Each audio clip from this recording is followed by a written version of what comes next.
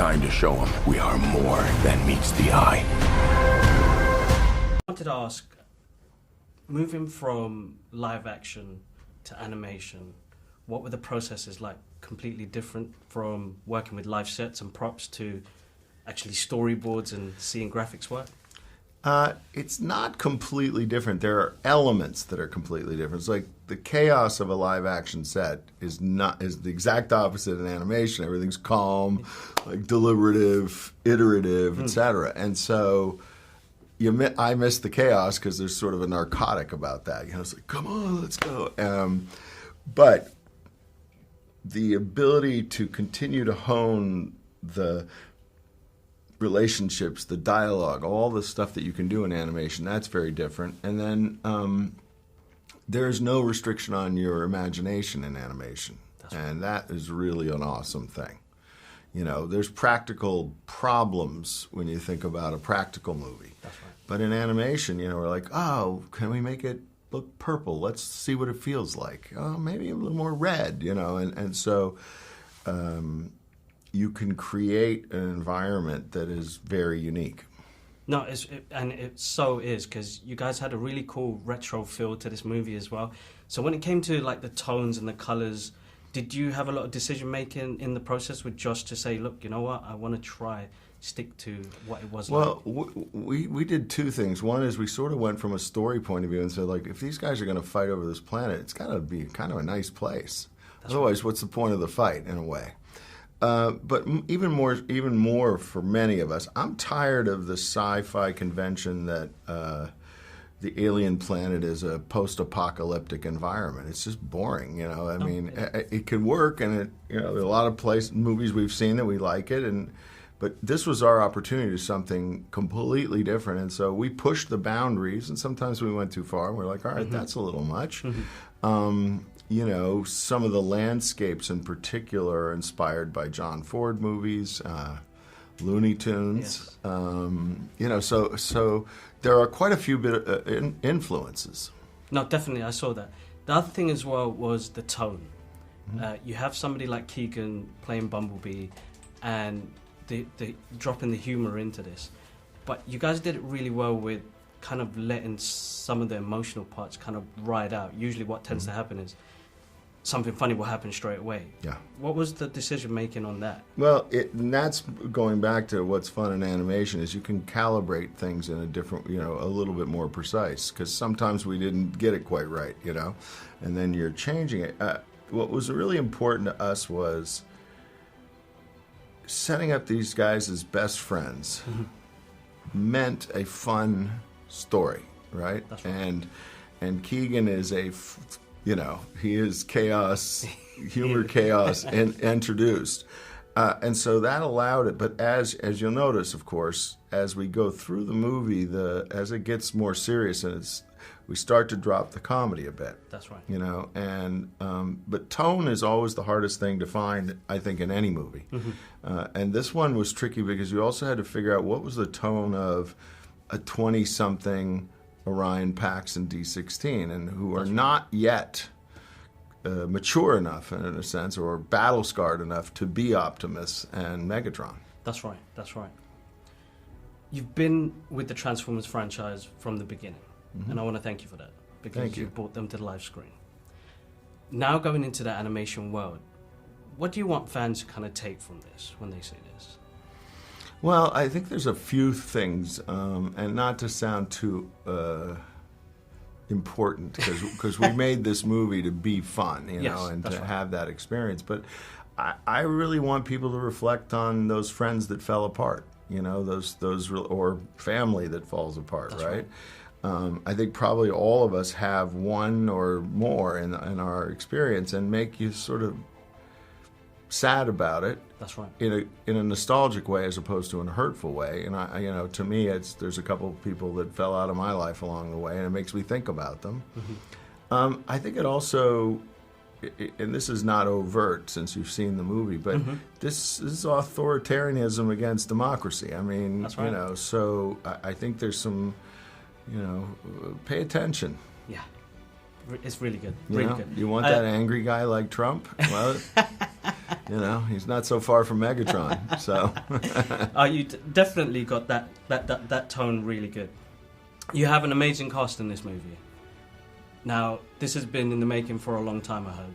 What was it like bringing these characters and this cast together, knowing that they'll fit with each of the characters that you put together? Well, the hardest one was obviously Optimus, because Peter Cullen is so not only revered, but he's done such a spectacular job of it, you know. But Orion Pax is a young man. He's naive. He's idealistic. He's all these things. He's not battle-scarred the way Peter is. That's right. And so that was the first really big decision. The other ones were much easier. And, you know, but Chris, who also has a deeper voice, you know, part of what we were hoping for is you could easily, as a fan, go, oh, I see how he became Optimus Prime's voice. That's right. You know what I mean? And that at the end of the movie, I think there's very strong echoes of Peter, you know, so you kind of go, all right, they live in the same neighborhood, you know, but we never wanted to imitate Peter because I don't think he's imitatable.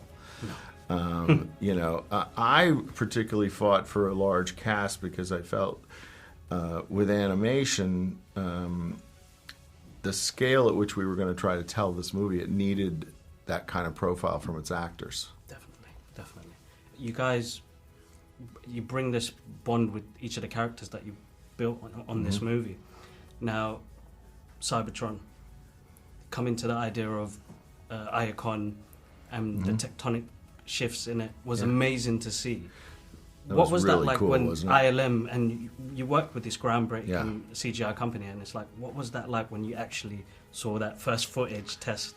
The first part of it I saw was the sort of tractor beam. Yes. And it was like, whoa, okay, that is cool. We didn't think about that one. But I thought the coolest shot, certainly on first viewing, was as he's falling through it, and you realize the texture of Cybertron, and That's right. It doesn't explain it, but it's indicative of that it's a robot is turned into a planet, and so I've always thought that's an interesting challenge, and in one shot they kind of licked it.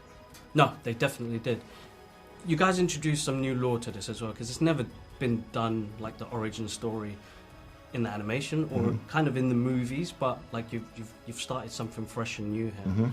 So in the process of seeing the scripts and seeing how it was written out, what was that like for you to kind of say, all right, this could actually really work really well? Well, what was really exciting was, as somebody who's lived with them for a long time creatively, I suddenly began to understand them differently, you know, and I think that's something the audiences are going to feel. If you've seen any movies before, and your sense of who they are, it changes. You know, I understand Megatron much differently, right? I understand Optimus more different. And I think one of the interesting facts is when we try to tackle the next live action, we are forced to make the robots more interesting because of this movie. Definitely. No question. There's no going back. No, that was so good, because I think the key thing that I got from it when I left was, oh my God, they gave me an origin story that probably didn't expect. And it was like each of the characters and the growth of Megatron and Optimus Prime was interesting to see, because reading the comic books, watching the animation. There's hints of it, but there's nothing has ever really been flat out declared. There's nothing kind of concrete. No, you've heard he was a librarian, you heard they were friends, you heard all these, you read all these different things, but nobody ever really sat down and went, all right, here's the progression of this friendship, you know. No. And I think what's... and that's pretty exciting to give people from after 40 years a whole nother perspective on this. No, it's really cool. There are some scenes in there that kind of pay homage to that original movie that I've clocked onto. I'm not going to give no spoilers, but you pick the specific style, because as you've gone through the timeline of the movies that you've worked on, to pick the way they look. What was that like, seeing their concept design, saying from Orion Pax to how Optimus Prime looked? Well, you know, it's interesting. First of all, their size changed so dramatically, you know, That's right. and that's pretty cool. And it's actually even more than their size. It's really their attitudes that change. You know, and that's it's a direct analogy to human sensibility, right? If your humanity gets suddenly an injection of extra intelligence and extra something, you change, right? You know, and I think the bar we set, which really we had a lot of conversations, which was we wanted the audience to feel just as bad for Optimus as we would feel for Megatron, and that was different. Very. You know, and that took a lot of tinkering. I bet it did. Was there any favourite moments of putting this movie together that kind of brings out any of the fun stuff that happened? I think when we found the characters in terms of their age right, because when it was first written, it felt young. And we're like, no. And there was sort of this fight as we were writing it, which was Optimus and Megatron's personalities kept infiltrating scenes with Orion Pax, and we're like, no, he's not Optimus yet. Yeah. So that was really exciting when we got that balance right, you know. And then I think the moment where the friendship has ended is really one of the most dramatic heights we've ever gotten to. Very impactful. Very impactful.